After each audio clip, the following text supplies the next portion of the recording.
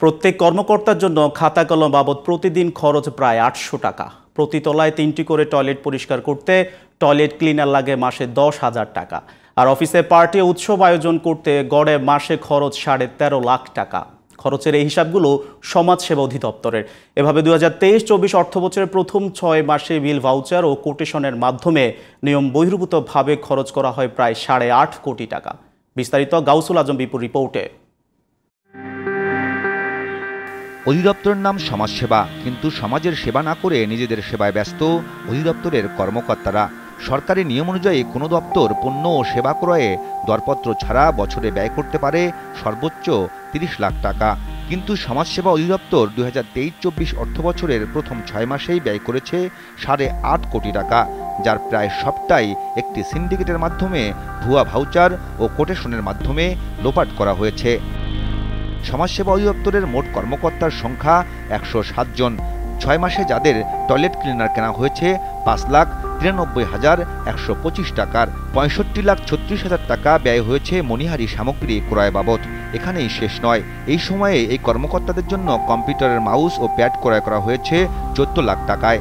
মাইক্রোসফটের মতো free software কিনতে অধিদপ্তর খরচ করেছে ২৩,৫২,০০০ টাকা। যোগাযোগ করা হলেও এসব বিষয় নিয়ে কোনো বক্তব্য দিতে রাজি হননি অধিদপ্তরের পরিচালক ও মহাপরিচালক। একটা প্রকল্পে দেখা গেছে একটা প্রোডাক্ট কিনতে ৭৫০ টাকা ব্যয় হয়ে গেছে। আমি বলছিলাম যে সেই ব্যয়গুলো আমাদের তথ্যগুলো দেবেন, তো এই জন্য আমাকে মাসের পর মাস করতে হবে।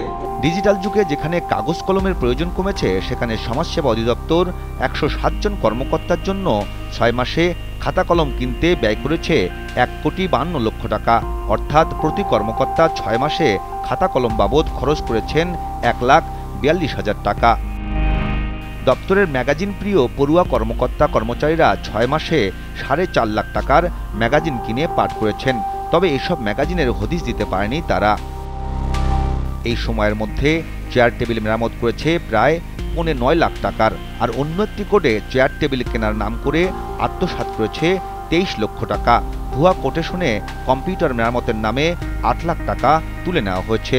বাল্ব ও সুইচ কিনতে ৬টি বিলের মাধ্যমে ১৭,৮১,০০০ টাকা লোপাটের অভিযোগ পাওয়া গেছে অধিদপ্তরের কর্মকর্তাদের বিরুদ্ধে। এভাবে মোট ১৯টি কোডে প্রায় ১৫০ ভুয়া বিল ভাউচারের মাধ্যমে লোপাট করা হয়েছে প্রায় ৫.৫ কোটি টাকা। এসব অনিয়মের বিষয়ে সমাজসেবা অধিদপ্তরের মহাপরিচালকের বক্তব্যের জন্য গেলেও মূল ফটকেই বাধার মুখে পড়ে জিটিভি। অনেক চেষ্টা করে দপ্তরে ঢুকতে পারলেও সময় নেই বলে বক্তব্য দেওয়ার বিষয়টি এড়িয়ে যান মহাপরিচালক আবু সালে। আমি কম করে ১০-১৫-২০ দিন থেকে ঘুরতেছি একটা ইন্টারভিউর জন্য। হাও তোমার না বলে দিলে তো পারে উনি আমাকে। স্যারকে তুমি জোরও করি নাই যে আমি বলে দিব না।